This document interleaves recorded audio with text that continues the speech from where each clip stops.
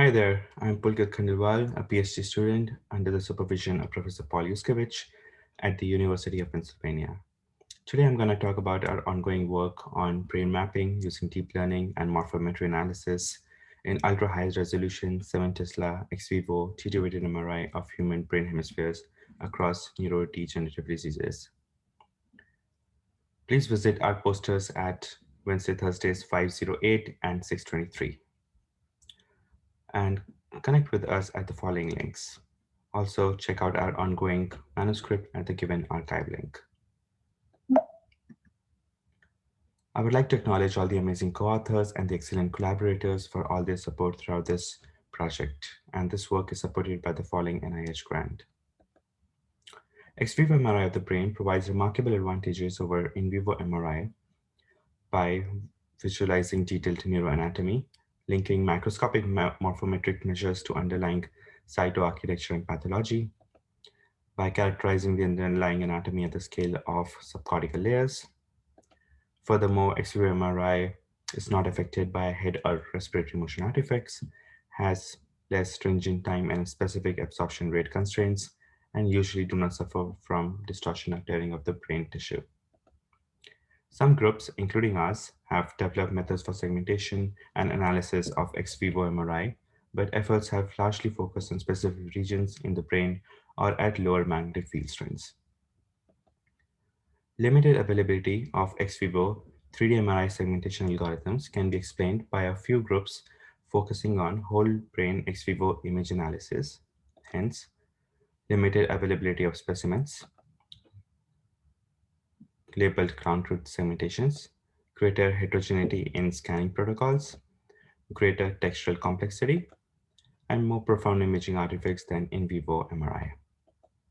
Therefore, to advance the efforts in ex vivo whole brain MRI analysis, we present a dataset of high-resolution 7 Tesla T2-weighted MRI of 38 ex vivo human brain specimens imaged at 0.3 millimeter cube resolution. We provide a deep learning-based framework for automated segmentation of cortical gray matter, white matter hyperintensities, and 4 subcortical structures, namely caudate, putamen, globus pallidus, and thalamus, and show that the method is able to perform well in images imaged using different sequences and field strengths. We then provide tools for cortical thickness measurements and perform volumetric analysis of subcortical structures and white matter hyperintensities. Furthermore, by linking morphometry measures with neuropathological ratings, we demonstrate that it is possible to draw inferences about the contribution of multiple molecular pathologies in small vessel disease to regional neurodegeneration in Alzheimer's disease. The 38 brain specimens are representative of various neuropathological diagnostic groups such as Alzheimer's, Lewy body disease, frontotemporal lobar degeneration, tauopathy repeat 4R, and tauopathy miscellaneous. Let us now discuss our segmentation pipeline for cortical segmentation. To train deep learning models within a supervised setting, we require manual segmentations of the cortex. So we manually segmented 30 patches of size 64 cube voxels across 6 brain hemispheres. Shown in the figure are some examples of segmented patches and their 3D renderings. We trained NNUnit, which is a very popular deep learning framework using the manually segmented cortical patches. We implemented and benchmarked 8 other neural network architectures within the NNUnit framework, and thus systematically evaluated the 9 deep learning architectures in a 5-fold cross-validation experiment under matched conditions. That is, same split of data into training validation testing subsets, same data augmentation strategy, and same hyperparameter tuning strategy. In terms of Dice coefficient, AnatomyNet and its variants performs at par with VoxResNet and outperforms the rest of the networks. But superior Dice coefficient performance does not translate equally well to whole hemisphere segmentations as evident by qualitative results shown in the next slide. And therefore, going forward, we chose to use the default architecture of any unit to perform segmentation. Shown is the cortical mantle segmentation with 3D rendering across whole brain hemispheres for a subject with cerebrovascular disease. Shown is another cortical mantle segmentation with 3D rendering across whole brain hemispheres for a subject with Alzheimer's disease. The deep learning model trained on T2-weighted images for the given sequence also does a good job at segmenting the cortex in images acquired at another imaging sequence. Likewise, the model is also able to segment cortex in lower resolution ex vivo images acquired at a different field strength of 3 Tesla. Here we are able to compute the whole hemisphere thickness measurements with the obtained segmentations, and shown here is a sample thickness map. For further quantitative evaluation and to obtain localized quantitative signatures of cortical morphometry, we identified 16 cortical landmarks, including 3 in the medial temporal lobe, as shown in the figure. These locations were chosen to gather neuropathology data as part of our other ongoing efforts. We have developed a pipeline to measure cortical thickness at these locations. Shown here is the motor cortex, where a dot is first placed to define an anatomical landmark, around which a semi-automatic level set segmentation of the surrounding cortical ribbon is provided. A maximally inscribed sphere is then computed using Voronoi scalitarization, and the diameter of the sphere thus gives the thickness at that particular landmark.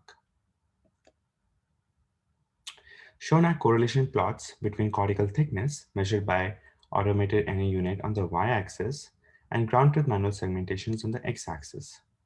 Within each plot, we tabulate Pearson's correlation coefficient, p-value, and the average fixed raters intra-class correlation coefficient scores. The plots show good agreement between ground truth and automated segmentation-based thickness, with 8 regions having correlation coefficient greater than 0.6, with 15 regions reaching statistical significance at a p-value of p equals 0.05, except in inferior frontal region. We also observe high ICC scores in 9 regions with ICC greater than 0.7, which thus confirms that automated segmentations are accurate to give desirable cortical thickness measurements.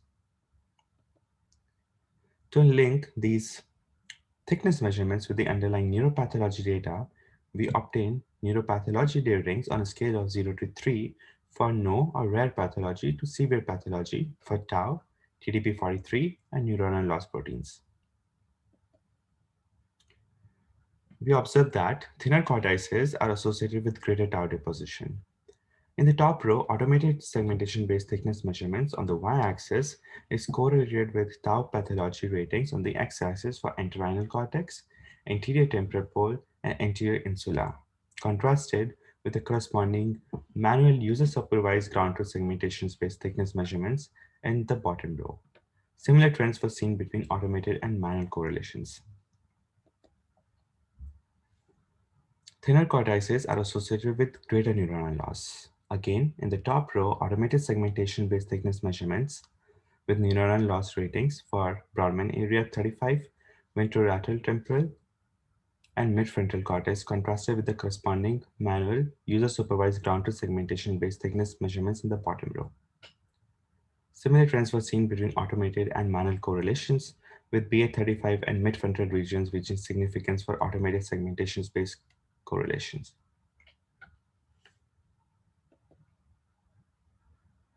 Lastly, we observe that thinner cortices are associated with higher Bragg staging, as expected from the literature. Switching gears a bit, we were impressed by NN unit's performance in cortical segmentation and thus decided to put in efforts to segment 4 subcortical structures on white matter hyperintensities. As shown, for this we manually segmented the 4 subcortical structures in 3 subjects and white matter hyperintensities in 5 subjects.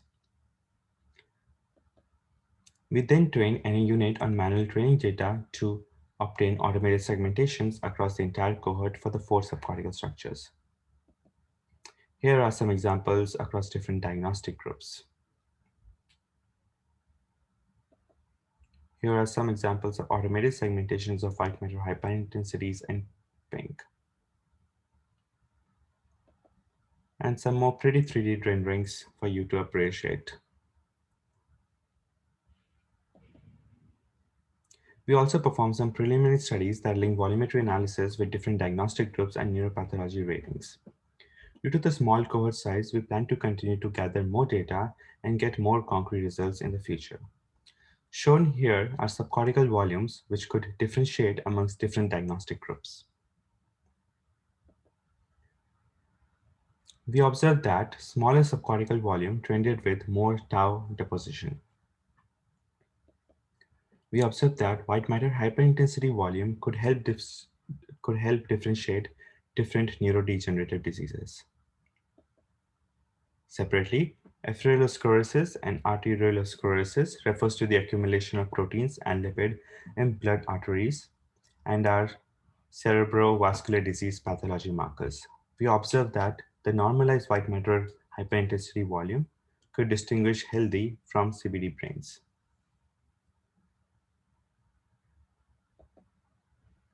We also observed that thinner cortices are associated with larger white matter hyperintensity volume. We observed that smaller subcortical volume is associated with larger white matter hyperintensity volume.